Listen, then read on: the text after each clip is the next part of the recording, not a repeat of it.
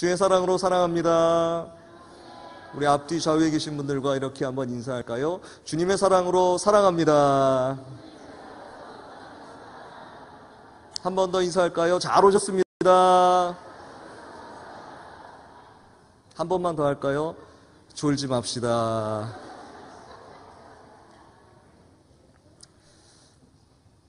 사실 마지막 인사는 이게 아니었는데요. 네, 다시 한번 우리 옆에 계신 분들과 이렇게 인사를 한번 나눴으면 좋겠습니다. 평화를 이룹시다. 네, 감사합니다. 여러분 이렇게 인사를 하셨듯이 평화를 이루는 방식, 그 평화를 이루는 방식을 여러분들이 알고 계십니까? 어떻게 하면 평화가 이루어지겠습니까? 통일 사역을 하시는 어떤 목사님은 우리가 남과 북의 통일을 이루기 위해서 꼭 해야 하는 통일이 있는데 그것은 바로 가정의 통일이다. 이렇게 이야기를 했습니다. 이게 무슨 말씀인지 잘 모르시는 모양인데 네, 웃으시는 분들은 다 아십니다. 가정이 통일되어야 된다. 집에서 하나가 안 되는데 어떻게 남과 북의 통일이 가능하겠는가라는 이런 말씀이었던 것 같아요. 마치 공상과학에 자주 등장하는 소재인 타임머신을 타고 역사를 거슬러 올라가는 것처럼 우리가 읽고 있는 성경은 그렇게 하나님의 이 땅을 향한 하나님의 발자국을 보여주고 있습니다. 그리고 이러한 하나님의 발자국의 종착지를 향해서 히브리서 11장은 이를 하늘에서 이루어 주실 본향이라 이렇게 설명하고 있습니다. 그리고 또 한 가지 설명을 이사야서 11장에서 우리에게 이렇게 설명하고 있는데 한번 들어보시기 바랍니다. 이생의 줄기에서 한 싹이 나며 그 뿌리에서 한 가지가 자라서 열매를 맺는다. 주님의 영이 그에게 내려오신다. 지혜와 총명의 영, 모략과 권능의 영, 지식과 주님을 경외하게 하는 영이 그에게 내려오시니 그는 주님을 경외하는 것을 즐거움으로 삼는다. 그는 눈에 보이는 대로만 재판하지 않으며 귀에 들리는 대로만 판결하지 않는다. 가난한 사람들을 공의로 재판하고 세상에서 억눌린 사람들을 바르게 논죄한다. 그가 하는 말은 몽둥이가 되어 잔인한 자를 치고 그가 내리는 선고는 사악한 자를 사형에 처한다. 그는 정의로 허리를 동여매고 성실로 그의 몸의 띠를 삼는다. 그때에는 이리가 어린 양과 함께 살며 표범이 새끼 염소와 함께 누우며 송아지와 새끼 사자와 살찐 짐승이 함께 풀을 뜯고 어린아이가 그것들을 이끌고 다닌다. 암소와 곰이 서로 벗이되며 그것들의 새끼가 함께 눕고 사자가 소처럼 풀을 먹는다. 젖 먹는 아이가 독사의 구멍 곁에서 장난하고 젖된 아이가 살무사의 굴에 손을 넣는다. 나의 거룩한 산 모든 곳에서 서로 해치거나 파괴하는 일이 없다. 물이 바다를 채우듯 주님을 아는 지식이 땅에 가득하기 때문이다. 들어보시니까 어떻습니까? 예전에 우리 자주 노래하던 찬양이 생각나지 않습니까? 사막에 샘이 넘쳐 흐르리라. 사막에 꽃이 피어 향내 내리라. 그 누가 주님이 다스릴 그 나라가 되면은 사막이 낙원되리라. 독사굴에 어린이가 손 넣고 장난쳐도 물지 않는 참사랑과 기쁨의 그 나라가 이제 속히 오리라. 아멘. 이 노래의 주인공은 바로 메시아 주님이십니다. 메시아께서 오시면 이 땅이 이루지 못했던 진정한 평화와 평화의 세계를 이렇게 이루실 것이라는 그러한 내용의 가사입니다. 이렇게 이 세상이 변화된다면 정말 좋은 세상이 될 것임이 분명할 것이죠. 그러나 이사야서에서는 이러한 나라를 이루기 위해서 전제가 되어야 할 것이 있다. 이렇게 말씀하고 있습니다. 9절을 다시 한번 읽어보면 이렇습니다. 나의 거룩한 산 모든 곳에서 서로 해치거나 파괴하는 일이 없다. 물이 바다를 채우듯 주님을 아는 지식이 땅에 가득하기 때문이다. 이 나라의 전제 조건은 바로 물이 바다를 채우듯 이 땅에 충만한 주님을 아는 지식이라는 것입니다. 하나님의 말씀이 이 땅에 가득하여서 하나님을 모르는 존재가 하나도 없을 때에 평화의 나라는 진정으로 이루어진다라는 그러한 말입니다. 정말 이러한 나라가 속히 왔으면 좋겠습니다. 우리는 비록 우리의 가정의 평화도 잘 이루지 못하고 있지만 우리는 알게 모르게 오랜 세월 동안 바로 이것을 위해서 기도해 오고 있는 것이죠. 바로 이 세상의 평화에 대해서 말입니다. 사실 이 세상도 이러한 평화를 이루는 방법에 대해서 잘 알지 못하고 있습니다.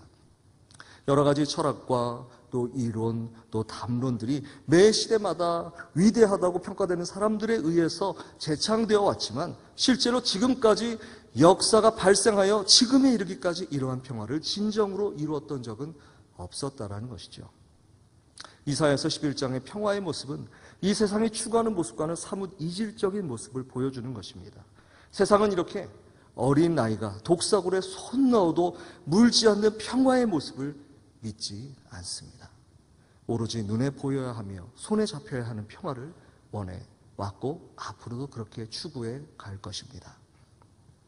여러분, 우리는 하나님께서 바로 이사야서 11장의 평화를 분명 이 세계와 이 땅에 이루어 주실 줄 믿습니다.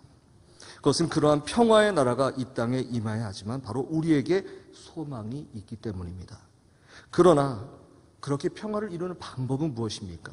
이 질문을 조금 다르게 하면 하나님은 평화를 어떻게 이루십니까? 평화를 이루는 하나님의 방법은 무엇입니까? 저는 오늘 본문에 이 말씀을 묵상하면서 평화를 이루시기 위해서 하나님께서 하시는 방법은 무엇인가? 이것을 한번 생각해 보게 되었습니다. 하나님은 평화 그 자체이십니다. 그러나 그 평화를 그저 말로만 생각으로서만 이룰 수는 없는 것이지요.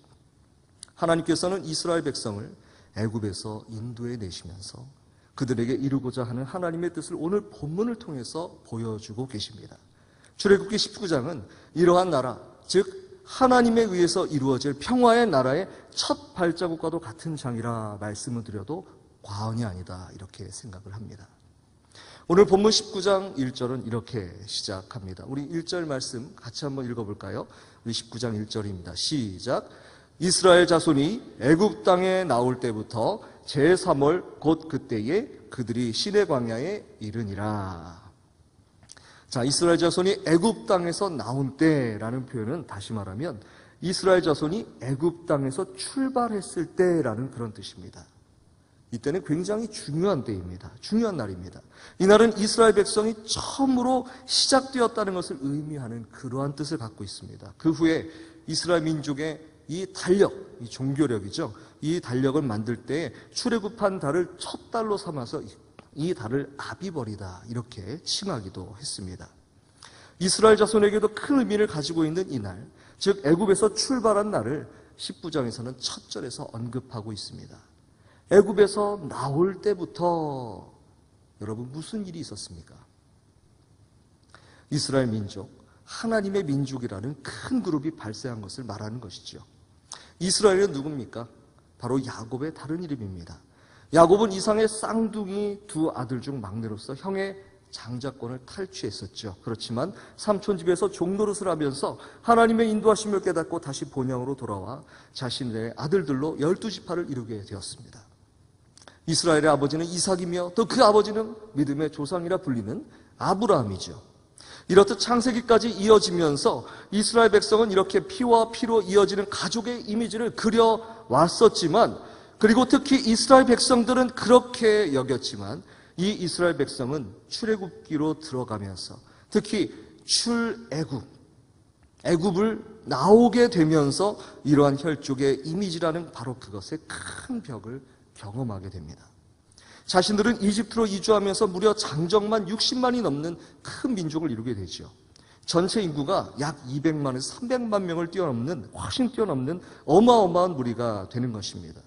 그들은 하나님의 열 재앙을 통해서 출애굽하게 되며 하나님의 전적인 능력으로 갈라진 홍해를 건너면서 자신의 민족에게 임하신 하나님이란 분을 처음 만나게 되는 것이죠. 그러나 그들이 혈족 중심의 이스라엘 백성이라는 지극히 이 땅에서의 관점을 가지고 이제 홍해를 막 건너서 나왔을 때 하나님은 그들에게 아주 이상하고 특이한 그런 일을 계획하고 계셨습니다.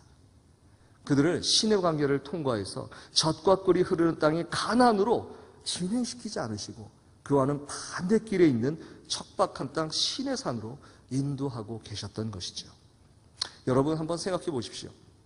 그들은 400년 동안을, 무려 400년입니다.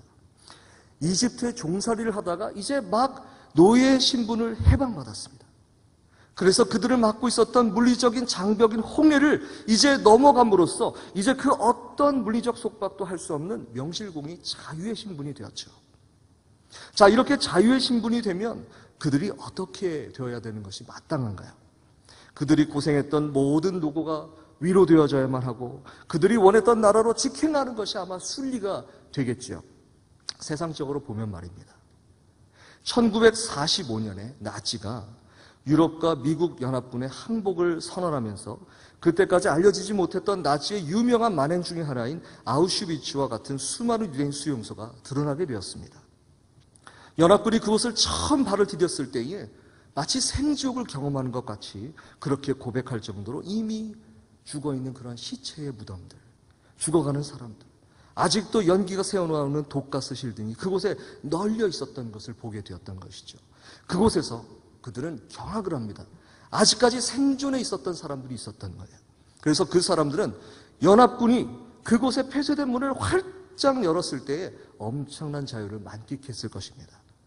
당장 살아가는 사람들을 만나면서 가보고 싶었겠죠. 그런 고향의 땅을 드디어 내가 밟는구나라는 그러한 생각, 기대가 만연했을 것입니다. 그러나 연합군 사령관은 다시 이들을 수용소로 수용하는 방안을 채택하고 말게 됩니다. 아주 잠시 자유의 빛을 보았던 유대인들은 다시 그들에게 죽음의 그늘을 드리웠던 수용소의 어둠 속으로 들어가야만 했던 것입니다. 그 이유는 그들이 이 자유를 만끽하기에 너무나도 체력적으로 어려웠고 영양분이 결핍되어 있었기 때문에 그들의 건강과 심리 상태에 대한 온전함을 회복한 다음에야 수용소를 나갈 수 있다, 이렇게 판단을 했던 것이죠. 오늘 본문에는요, 이제 막 노예 신분을 벗어나서 자유를 만끽하며 하나님이 약속하신 새로운 젖과 꿀이 흐르는 땅을 꿈꾸며 홍해를 건넌 민족이 이스라엘이 등장하고 있습니다. 그러나 그들이 가는 곳은 그들이 그토록 바랬던 파라다이스가 아니었습니다. 그들은 오히려 그와 반대 방향에 있었던 신의 광야, 곧 아무것도 그들을 위해 준비된 것이 없었던 황망한 광야와 산이었던 신의 산으로 하나님은, 그리고 모세는 인도했었던 것이죠. 하나님은 이들에게 무엇을 준비하셨던 것일까요? 분명 하나님이 자유를 갈망하는 이들을 위해서 준비하셨던 것은 이들이 생각했거나 상상했던 것이 아니었음이 분명합니다. 오늘 본문 5절과 6절의 말씀입니다. 한번 함께 읽어볼까요? 5절과 6절의 말씀입니다. 시작. 세계가 다 내게 속하였나니 너희가 내 말을 잘 듣고 내 언약을 지키면 너희는 모든 민족 중에서 내 소유가 되겠고 너희가 내게 대하여 제사장 나라가 되며 거룩한 백성이 되리라. 너는 이 말을 이스라엘 자손에게 전할지니라. 당장 빵이 필요하고 먹을 물이 필요하며 그들을 안전하게 보호하고 풍족하게 해줄 기름진 땅이 필요할 것 같았지만 그들을 위해서 하나님이 준비하신 것은 바로 그들이 제사장 나라가 되며 하나님의 거룩한 백성이 되는 것이었다, 이렇게 말씀하고 계시는 것이죠. 우리는 보통 이 부분을 매우 은혜롭게 생각합니다. 그리고 더러는 좀 대충 넘어가기도 합니다. 다른 분들은 안 그러실지 몰라도 저는 그랬었던 것 같습니다. 그러나 우리가 출애굽기 19장을 맞이하는 이스라엘 민족의 입장이 되었다라고 한다면 이 선포는 도대체 이해가 되지 않는 것이죠. 그러나 하나님의 마음은 앞에 예화에 나오는 연합군 사령과 같은 그러한 마음이셨을 것입니다. 하나님이 보시기에 이제 수용소를 막 낳은 것 같은 그 이스라엘 백성들에게 필요한 것은 맛있는 음식과 멋진 땅이 아니라 수용소에 수용되었던 유대인들이 그들의 체력을 기르고 그들의 상처받은 마음이 치유되어야 했던 것처럼 그들이 맛볼 평화, 즉 하나님이 그들에게 주실 평화를 진정으로 누리기 위해서, 그들이 또한 평화의 백성이 되기 위해서 진정으로 준비해야 하는 바로 그것이 있었다라는 것이죠. 그 첫 번째가 바로 3절에 등장하고 있습니다. 3절 말씀을 제가 읽어드리도록 하겠습니다. 모세가 하나님 앞에 올라가니 여호와께서 산에서 그를 불러 말씀하시되 너는 이같이 야곱의 집에 말하고 이스라엘 자손들에게 말하라. 이스라엘 백성은 홍해를 건너서 바로 위에 있는 가나안 땅으로 입성할 것이라 생각했지만 하나님은 오히려 그 반대편 길인 남쪽의 시내산 방향으로 길을 돌려버리셨다 말씀을 드렸습니다. 거기에는 사실 그들이 열망했던 어떤 것도 존재하지 않았죠. 목이 말라도 물 한 모금 원하는 대로 마실 수 없었습니다. 그때 모세가 했던 행동이 바로 3절에 등장합니다. 그는 하나님 앞으로 올라갔던 것입니다. 영어로 이 표현을 해석하면요, 하나님에게까지 나아갔다, 이렇게 말할 수 있습니다. 네덜란드 번역본의 주석에는요, 이런 표현이 덧붙여 있다고 합니다.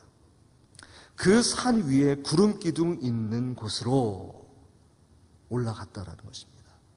그러니까 모세는요, 당장의 젖과 꿀이 풍족하다는 가나안 땅으로 향하지 못하여 매우 아쉬워하며 안타까워하고 있는 이스라엘 자손과는 달리 이러한 혼란 속에서 그의 기억 한 가지를 기억해냈다고 하는 것이 맞다라는 것이죠. 그것은 출애굽기 3장에 그가 가장 절망적인 순간 가운데 시내산에 불타는 가시덤불 속에서 자신을 만나주신 하나님을 기억해낸 것입니다. 그가 시내산을 올라가는 것은 전적으로 하나님을 만나기 위해서 올라가는 것입니다. 모세는 바로 그것을 기억해냈습니다. 그가 80세에 이르기까지 도망자 신분도 목동 신분도 아무것도 바꾸지 못한 채 장인어른 집에서 종처럼 지내야 하는 자신의 힘으로는 아무것도 변하게 할 수 없었던 바로 그때에 자신을 만나주신 그 하나님을, 지금 혼란 가운데 빠진 이스라엘 민족 앞에 있었던 바로 그때에 더욱더 그 하나님을 만나야 한다는 바로 그 마음이 들었다라는 사실입니다. 그는 하나님을 만나기 위해서 시내산을 올라갔다는 것입니다. 다른 말로 말하면 그는 바로 예배하기 위해서 시내산을 올라갔습니다. 그가 지금 처음 하나님을 만났습니까? 아니죠. 그는 이스라엘 백성의 리더입니다. 제사장이었습니다. 그리고 예배자였습니다. 하나님 앞에 나아갈 줄 알았던 사람이었죠. 지금의 우리를 보면 주일 예배와 또 수요 영성 기도회 또 새벽 기도회 등도 빠지지 않고 드렸던 그런 사람이란 뜻입니다. 그래서 하나님은 그를 이 세상에서 가장 온유한 사람이라 호칭하시기도 했습니다. 그러나 그는 거기서 멈추어 있지 않았다는 것이죠. 그는 구해야 할 때에 하나님을 만나기 위해서 노력했던 사람이라는 것입니다. 지금 출애굽기 19장 이 배경은요, 이스라엘 백성에게는 가장 중요한 영적인 턴업을, 영적으로 성장해야 하는 바로 그러한 것을 이루어야 하는 순간이었습니다. 이 민족들은 아직까지 그것을 알지 못했습니다. 그러나 모세에게는 바로 그것이 보였다는 것이죠. 그러므로 그는 민족들을 떠나서 특별하게 하나님을 만나기 위해서 시내산으로 올라갔던 것입니다. 여러분, 혹시라도 우리가 누리고 있는 것들에 대해서 익숙해져 있지는 않습니까? 그저 이렇게 지내는 것에 대해서 만족하면서 있지는 않습니까? 우리의 몸에 여러분, 물이 필요하다는 것을 우리는 잘 알고 있습니다. 이 물이 가장 필요한 시기는요, 오히려 나이가 드셨을 때다, 이렇게 말을 합니다. 전문가들이 말하는 겁니다. 제 말이 아닙니다. 그런데 오히려 나이가 들면 들수록 사람들은 물을 마시는 것이 점점 줄어든다고 합니다.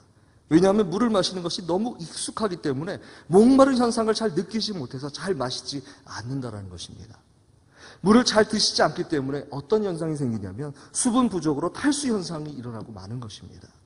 오히려 목마름을 느끼는 것은 나의 몸이 수분 부족인 것을 깨닫게 해주고 수분을 보충할 수 있도록 해주는 것이죠. 그런데 특이한 것은 수분을 보충하면 할수록 갈증을 더 느껴요. 갈증은 바로 내가 살아있다라는 것을 깨닫게 해주는 자각현상이다라는 것입니다. 이스라엘 백성이 경험한 것이 무엇입니까? 하나님이 그들을 위해서 일하신 것입니다. 그들이 얻었다고 생각하는 자유는 사실 그들에 의한 것이 아닙니다. 전적으로 종비였던 그들을 자유케 하시기 위해서 하나님은 10가지 재앙을 그들을 위해 이집트에 쏟아 부으십니다. 이집트는 이 10가지 재앙으로 인해 거의 망했다고 그렇게 전하고 있습니다. 하나님은 거기서 멈추지 않으시고 이집트 바깥으로 이스라엘 백성을 급하게 쫓아내게 하십니다. 그들은 아무것도 없는 가운데 그들을 방어할 수 있는 아무것도 가지지 않고 앞에는 홍해길, 뒤에는 마지막 남은 바로의 전차 군대를 상대해야 했습니다. 그러한 절체절명의 순간에 하나님은 상상할 수 없었던 바다의 길을 내셨습니다. 게다가 동풍이 불게 해서 마른 바닷길이 나왔습니다. 이 모든 것을 경험했던 이스라엘 백성이라는 것이죠. 하나님이 하셨다는 것을 모르는 백성이 없었을 것입니다. 그러나 그들은 홍해길을 건너자마자 불평이 싹트게 되죠. 수르 광야에 물이 없어서, 신 광야에서 먹을 것이 없어서, 르비딤 골짜기에서 물이 또 없어서 그들은 계속해서 불평과 불만을 늘어놓습니다. 무엇이 문제였습니까? 왜 그랬을까요? 그들이 진정한 평화를 누리기 위해서 필요한 것, 즉 그들이 정말 갈급해야 하고 정말 목말라 해야 할 것, 그것을 그들이 잘못 생각하고 있었다는 것을 그들은 알지 못했습니다. 그것을 깨달았어야만 하는 것이죠. 그것은 바로 하나님으로부터 오는 진정한 양식이라는 것입니다. 신명기 8장에서 모세는 이스라엘 백성들에게 경고합니다. 당신들은 오늘 내가 당신들에게 명하는 모든 명령을 잘 지키십시오. 그러면 당신들이 살아서 번성할 것이며 주님께서 당신들 조상에게 약속하신 땅에 들어가서 그 땅을 차지할 것입니다. 당신들이 광야를 지나온 40년 동안 주 당신들의 하나님이 당신들을 어떻게 인도하셨는지를 기억하십시오. 그렇게 오랫동안 당신들을 광야에 머물게 하신 것은 당신들을 단련시키시고 시험하셔서 당신들이 하나님의 계명을 지키는지 안 지키는지 당신들의 마음속을 알아보려는 것이었습니다. 주님께서 당신들을 낮추시고 굶기시다가 당신들도 알지 못하고 당신들의 조상도 알지 못하는 만나를 먹이셨는데, 이것은 사람이 먹는 것만으로 사는 것이 아니라 주님의 입에서 나오는 모든 말씀으로 산다는 것을 당신들에게 알려주시려는 것이었습니다. 그들에게 만나를 먹이신 것, 그것은 사람이 떡으로만 사는 것이 아니라 하나님의 말씀으로 살아야 한다는 것. 즉 이스라엘 백성에게 진정으로 필요한 것은, 그들이 지금 필요한 것은 자유로운 땅에서 자유로운 생활을 하는 것이 아니라 그 자유를 위해서 그들도 모르는 세계, 그들을 도우시고 그들을 위해 홀로 싸우신 영적이시며 그들의 영원한 아버지이신 여호와 하나님을 깨닫는 것, 그것이 그들에게 가장 먼저 필요한 것이다. 이것을 알게 해주시는 것이었습니다. 이스라엘 백성이 모세와 하나님마저 원망했던 것, 그것은 영적 타성에 젖어 있었기 때문이죠. 영적 타성은 우리로 하여금 우리가 누리고 있는 것을 당연하게 만들어버립니다. 또한 경계할 것은 우리가 마귀의 종로로 타는 것조차 체감하지 못하게 만들어버립니다. 전에 담임 목사님께서 우리의 아름다운 덕목인 겸손조차도 마귀가 이용할 수 있게 만들어버린다 말씀하신 것을 기억하실 수 있을 것입니다. 우리가 조금이라도 갈증을 느끼고 있을 때 우리는 거기에서 바로 하나님을 찾아야 합니다. 약수 매일 기도운동에 여러분들 동참하고 계십니다. 왜 이 기도회를 하는 것입니까? 약수교회 예배가 없어서 하는 것이 아닙니다. 기도회가 없어서 이 기도회를 또 여는 것이 아닙니다. 익숙한 것을 타파하기 위해서입니다. 우리의 삶이 연약하고 부족한 것임을 알고 있기 때문에 우리는 이 기도회를 하는 것입니다. 매일 습관처럼 드리는 예배와 말씀과 기도가 중요하지 않다는 것이 아닙니다. 다니엘은 법적으로 하나님께 기도하는 것이 금지되어 있었던 타향살이에서조차 기도합니다. 목숨을 걸고 기도했던 것이죠. 기도는 어떻습니까? 하나님의 뜻을 따르기에 너무나도 미약한 사람이었습니다. 그러나 그는 하나님의 뜻을 실제로 보여달라 떼쓰며 기도했습니다. 그의 기도는 결국 기드온과 300용사를 이루어서 큰 승리를 만나게 되었던 것이죠. 19세기에 미국의 영적 붕을 이끌었던 드와이트 무디는요, 늘 겸손한 자세로 아이들과 죽어가는 영혼을 전도하기 위해서 항상 먼저 아침마다 저녁으로 무릎 꿇고 기도했던 기도의 용사였습니다. 우리는 지금 우리의 시대가 결코 평화의 시대가 아님을 깨닫고 평화를 주실 수 있는 유일하신 하나님께 우리의 모든 것을 다해 함께 정해진 시간에 모여서 합심하여 기도하는 것, 바로 그것을 이루어야 하는 그러한 절체절명의 시기에 와 있다는 것입니다. 그것은 우리가 아직 경험하지는 못했지만 하나님께서 이루어 주시려는 우리의 믿음의 선포인 것이죠. 모세가 하나님을 만나기 위해 바로 시내산을 향했던 것처럼 말입니다. 평화는 우리의 것이 아닙니다. 평화는 하나님에 의해서 주어지는 것입니다. 우리에게 익숙해지는 순간 익숙한 자리에서 벗어나는 것, 그것은 바로 하나님께서 우리를 위해 일하시는 놀라운 축복을 경험하는 첫걸음이 되는 것입니다. 두 번째로 하나님은 이스라엘 백성들에게 이것을 알기를 원하셨습니다. 그것은 반복입니다. 4절의 말씀입니다. 내가 애굽 사람에게 어떻게 행하였음과 내가 어떻게 독수리 날개로 너희를 업어 내게로 인도하였음을 너희가 보았느니라. 하나님은 모세를 만나시면서 그에게 하나님께서 이스라엘 백성을 위해서 행하신 일들을 다시 생각나게 하셨습니다. 아마도 아이들에게 가장 하기 어려운 일이 있다면 기억나게 하는 일일 것입니다. 제가 너무 많이 우리 가족 이야기를 설교 예화로 쓴다고 저희 아이들이 저에게 계속 항의를 하고 있습니다. 그러나 그나마 저희 아들 이야기가 이 초상권이 침해가 되지 않기 때문에 저는 오늘 또 사용하도록 하겠습니다. 아이들과 이렇게 이야기를 하다 보면요, 아주 놀라운 것을 깨닫습니다. 그건 뭐냐면, 제가 아이들과 약속했던 것들을 이 아이들이 너무나도 잘 기억을 하더라는 거예요. 아주 놀랍습니다. 심지어는요, 1년 전, 2년 전, 3년 전에 약속했던 걸 기억해내더라고요. 아빠, 내가 이거 다 하고 난 다음에 3년 후에, 아니 2년 후에 다음 생일 때, 다음 크리스마스 때 요거 사주기로 했지? 이걸 기억해내는 거예요. 아주 놀랍습니다. 네. 이번 생일에 그걸 받고 싶다는 얘기예요. 그런데 이와는 반대의 현상도 여러분 존재하고 있다는 것을 깨달았습니다. 아주 놀랍습니다. 그것은 제가 부탁한 것에 대해서는 웬만하면 잘 기억하지 못한다는 거예요. 심지어는 잘 못 들은 척 할 때도 있어요. 분명히 10번을 앞에서 이야기했는데 처음 들었다고 얘기하는 것이죠. 참 무언가를 이렇게 기억하는 것이 쉽기도 하고 참 어렵다라는 것을 우리 아이들을 통해서 깨닫는 놀라운 그런 발견 중에 하나였습니다. 아무튼 하나님은요, 이스라엘 백성이 기억하기를 원하셨습니다. 하나님이 하신 일을 말이죠. 하나님은 그들을 위해서, 바로 그들을 위해 하신 그 10재앙을 기억하시기를 원하셨습니다. 가장 마지막 재앙인 장자의 죽음의 재앙을 특히 이스라엘 백성을 피해서 지나가게 하신 것은요, 그 중에 가장 하이라이트일 것입니다. 게다가 여기에 독특한 표현이 등장하고 있는데요, 독수리 날개로 너희를 업어서 인도했다라는 표현입니다. 세번역 성경에서는 이를 좀 더 구체적으로 설명하고 있죠. 어미 독수리가 그 날개로 새끼를 업어 나르듯이, 이렇게 말이죠. 독수리는 세상의 모든 조류 중에서 날개가 가장 길고 큰 과로 유명합니다. 하나님의 팔을 펴실 때요, 하나님은 적당하게 펴시지 않습니다. 그 안고 계시는 자신의 자녀들이 하나도 땅에 떨어지지 않도록 가장 강력한 독수리의 팔이 되셔서 그들을 인도하신다는 것입니다. 하나님은 다른 어떤 것도 주문하시지 않습니다. 하나님의 펴신 독수리 어미와도 같은 이 능력의 팔을 기억하라는 그러한 말씀인 것입니다. 그래서 이것을 잘하는 방법, 이것을 기억을 잘하는 방법은 무엇입니까? 반복하는 것입니다. 하나님은요, 반복을 좋아하십니다. 신명기의 이 앞자 신자가 무슨 한자인지 아십니까? 바로 다시 신자입니다. 신명기 6장 4절에서 9절까지의 말씀.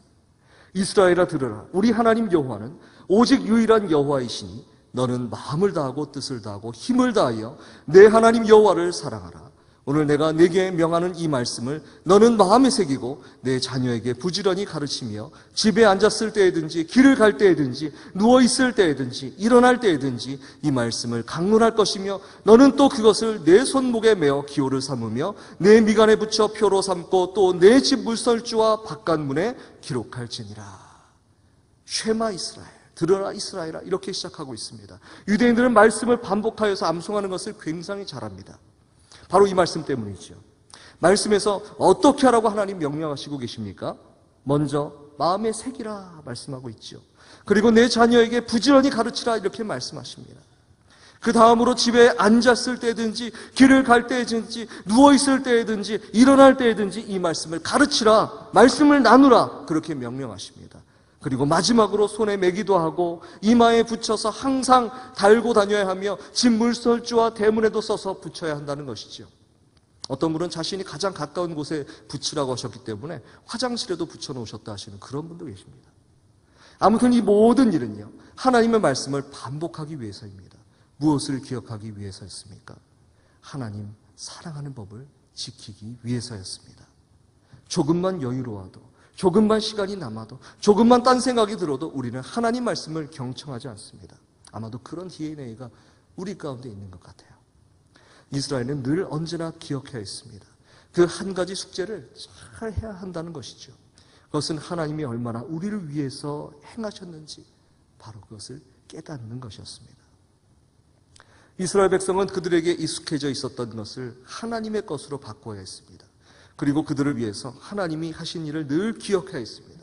마지막으로 그들은 열재앙과 홍해의 놀라운 기적 사건을 뒤로한 채 마지막으로 그들이 하나님의 진정한 백성으로 거듭나기 위해서 해야 할 일을 기다리고 있었습니다.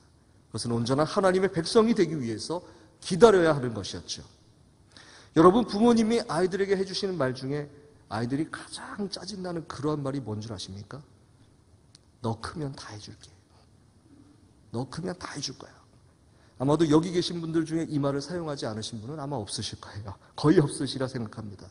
물론 현재 상황을 피하기 위한 그런 면피용 말일 수도 있습니다. 그러나 이 말은요, 궁극적으로 맞는 말이죠. 이 말은 지금 이것은 내가 하기에 또는 내가 갖기에 너는 아직 모자라고 부족해 라는 그러한 말입니다. 그렇기 때문에 내가 성장하면 당연히 이루게 될 것이고 당연히 갖게 될 것이다 라는 말을 포함하고 있는 것이죠. 오늘 본문을 기점으로 하여서 하나님은 이스라엘 백성에게 엄청난 계획이 있음을 말씀하시고 이것을 실행에 옮기십니다. 이스라엘 백성은 앞에 자녀들처럼 지금 짜증이 나 있습니다. 젖과 꿀이 흐르는 자유의 땅을 언제 가게 해주실 줄 모르겠습니다. 여기서 기다리는 것이 너무나도 지치고 힘들고 그렇게 짜증이 납니다. 그런데 하나님은 너 크면 다 해줄게 라고 말씀하시는 부모님처럼 그들을 지금 대하고 계십니다. 그 기간이 무려 출애굽기가 다 지날 때까지 그들은 기다려야만 했습니다. 물론 출애굽기뿐만 아닙니다. 출애굽기는 시작이고요. 그들은 레위기, 민수기를 거쳐 신명기에 이르러야만 했습니다. 그러나 바로 이 부분이 이스라엘 백성이 사춘기를 거쳐서 장성한 어른으로 성장하는 그러한 성장기였다는 것이죠. 마치 아이들에게 공적 교육기간이 있는 것처럼 바로 이 출애굽기의 19장부터 하나님은 하나님의 영적 성장 훈련 학교를 개교하십니다. 그들의 정체성을 일깨워주는 사명선언서인 십계명, 그리고 이를 부분별로 잘 이행하기 위한 각 율법들, 그리고 그들에게 가장 중요한 본관인 하나님의 집을 건축하는 건축법 등등 출애굽기 19장 이후의 모든 장은요, 이러한 이스라엘 민족의 영적 성장의 훈련장입니다. 물론 이 장을 다 마쳤을 때에 그들은 수료장이 준비되어 있습니다. 바로 출애굽기 40장 34절 이하의 말씀입니다. 그 후에 구름이 회막에 덮이고 여호와의 영광이 성막에 충만하며 모세가 회막에 들어갈 수 없었으니 이는 구름이 회막 위에 덮이고 여호와의 영광이 성막에 충만함이었으며. 바로 이 부분입니다. 여러분, 회막이요 성막으로 바뀝니다. 이전까지는 텐트였어요.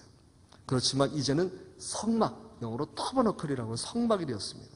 건물 명칭의 변화가 중요한 것이 아닙니다. 성막이 되었다는 의미는 바로 그곳에 하나님께서 임재하시게 되었다는 것입니다. 신의 광야에서 세워진 흙투성이의 회막이지만 하나님의 거룩한 임재하심으로 그것은 하나님과 함께하는 평화의 공동체가 되었습니다. 완벽하진 않지만 그러나 하나님은 그렇게 부족하고 연약한 공간에 임재해 주셔서 이 땅에서 맛볼 수 있는 그 평화는 바로 하나님과 함께하는 성막의 삶인 것을 깨우쳐 주셨던 것입니다. 하나님의 임재, 곧 하나님이 함께하심을 경험하는 것, 그것이 이 땅에 교회가 세워진 이유입니다. 세상이 알 수 없는 평화를 전하는 것, 사실 그것을 우리도 또한 잘 알지 못합니다. 아직까지 그 완전한 이사야 11장에 독사굴에 어린이 손 넣어도 물지 않는 파라다이스를 우리는 만나본 적은 없습니다. 그러나 우리는 이 일을 위해서 자신을 희생하신 한 분을 잘 알고 있습니다. 그분은 요한복음 14장에서 이렇게 말씀하고 계십니다. 평안을 너희에게 끼치노니 곧 나의 평안을 너희에게 주노라. 내가 너희에게 주는 것은 세상이 주는 것과 같지 아니하니라. 너희는 마음에 근심하지도 말고 두려워하지도 말라. 그분은 바로 예수 그리스도십니다. 예수님은 우리에게 진정한 평화를 주시기 위해서 자신을 십자가에 내어 놓으십니다.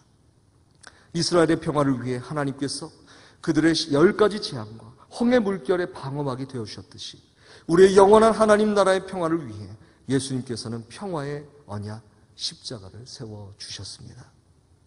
이 시간 하나님께서는 독수리의 큰 날개를 펼치셔서 우리에게 당신만이 주실 수 있는 참 평화 가운데로 거하라고 말씀하십니다. 함께 기도하시면서 아직도 우리 안에 하나님의 평화를 오해했던 그러한 부분이 있었습니까? 하나님이 우리에게 인도하시는 하나님의 평화의 방법을 진정으로 깨닫기를 원하십니까? 이 시간 한번 우리 찬양하면서 우리가 이러한 하나님의 마음을 우리가 깨달았으면 좋겠습니다.